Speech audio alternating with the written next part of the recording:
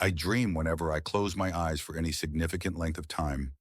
It never ceases to amaze me. I quantum leap into some random situation and just play along until something happens. Last night was no different. I'm in a small town. There aren't very many tall buildings except for the insurance company, the police department, the hotel, and the hospital. I guess I work for the insurance company. It must be my first day as I'm being shown around the offices and being introduced to everyone. I'm shown to my cubicle. It's my first day, so there's not very much for me to do. I'm given a puzzle of sorts to put together. It's weird because the pieces are all black. Still, it won't be very hard as the board is about 11 by 17, and the pieces aren't very small. I figure it must be a newbie type of thing. The day is over, and I'm invited to the bar after work. We are now at the bar, and my crew is very lively for insurance folk. That's cool. I've been known to tell a joke or two while drinking a few. The server is gorgeous and very familiar with the crew. There are a few other people in the bar/restaurant as well. I guess they're all familiar with my crew too, as nobody looks bothered or even surprised at the shenanigans.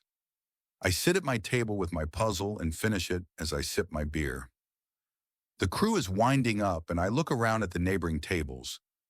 There are a few random groups here and there as well. There's a couple across from me that are staring at each other with the greatest amount of love I think I've ever seen. The man has a holstered gun on his hip and looks very much the part of the local constable. He catches my eyes and shoots me a smile. The crew comes back down the aisle. They are putting their coats on to leave. One of the guys has a sandwich in his hand wrapped to go, but the top is sticking out to allow for snacking. The female of the crew walks up, promptly places her mouth over the top of the bun, and removes it with a very big bite. I think they are probably going somewhere together soon.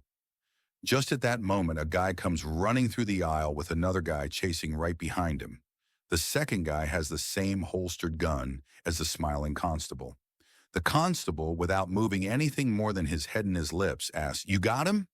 The second guy says, "Of course." I am running. The man in front of me is one of the local troublemakers, and it's just my luck that he starts shit on my shift. I just ran past my boss, so I must make sure not to lose this asshole. He darts past a few cars and dips into the alley. It's well lit, so I don't fret it too much. As he runs through to the end, I'm thinking, this should be easy, as he now has nowhere to go. The alley stops at the back of a building with a locked door that he is pulling on, but to no avail. Just as I get close to the guy, the door opens, and I've got two more assholes stepping out to greet me. The guy now with the courage of a punk with backup charges me. I sidestep the guy while lifting a knee into his midsection for emphasis and toss him to the side. These other two won't be so stupid. I'm not pulling my gun as I have no reason to kill anyone. Yet. The two ease up to flank me, and the one to the left lunges to grab me as the one on the right does the same. I dip low and throw my shoulder into the left dude and spin him around to push against the right asshole. I thrust my shoulder deep into his ribs and push the two into the nearest wall. As the one behind is trying to grab forward, I bring my head up into the front guy's jaw with enough force that he will lose a couple teeth, and the guy behind will lose a bit of blood from the nose being smashed by the back of the head of the front guy. I now have a moment to breathe.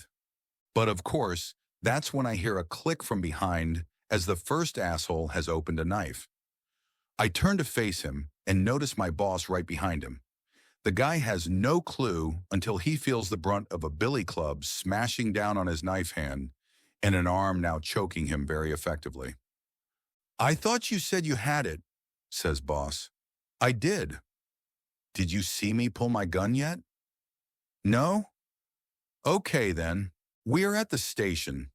The men are in the lockup and I'm getting a well-deserved cup of coffee while I notice the boss's family are here in his office with him.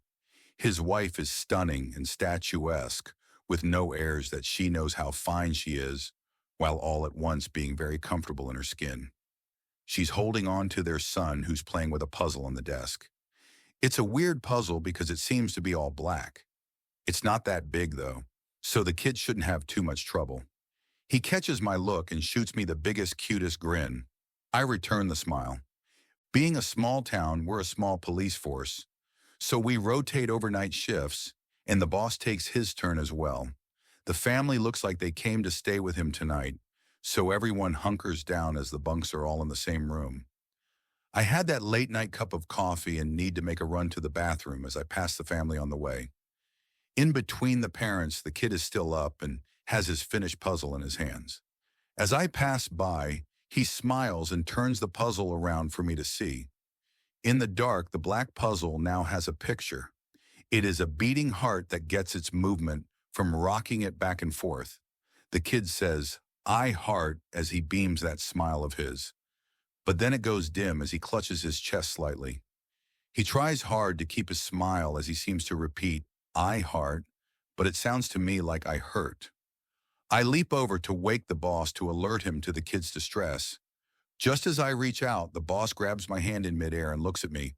"Don't do that." The mother cradles the child closer in her arms, and the boss pulls them both close. I am a nurse. I'm standing in a driveway with a clipboard in my hands. There are a couple of orderlies standing nearby as we wait for the cars to pull up. The first is the local sheriff. He's with his wife and their son.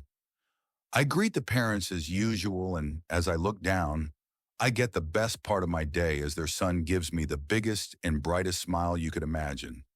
The orderlies grab their items from the car, and the kid has his puzzle in his hands as they walk inside the hospital doors. Another car pulls up shortly afterward as I make notes on my clipboard regarding the first family. This car has a pair of twins, boy and girl, dressed to the nines in a suit and dress, respectively. They both have cases with musical instruments and their puzzles. The driver sets their luggage on the curb as another set of orderlies comes out to assist. The twins greet me in the most fastidious way as they bow and curtsy, but look at me like I should be jumping at that luggage myself. They walk inside as their car, which of course is a luxury vehicle I will never have the chance to ride in, pulls away. It's a small town with not a lot of tall buildings, except for the police department, with a sheriff whose kid is suffering from congenital heart disease. There's an insurance company that covers all the costs for the hundreds of children that come to town for specialized care. There's the hotel where the parents stay, and there's the hospital that has a wing dedicated to dealing with affairs of the heart. I wake up with only one thought in mind: support St. Jude's and your local children's hospitals.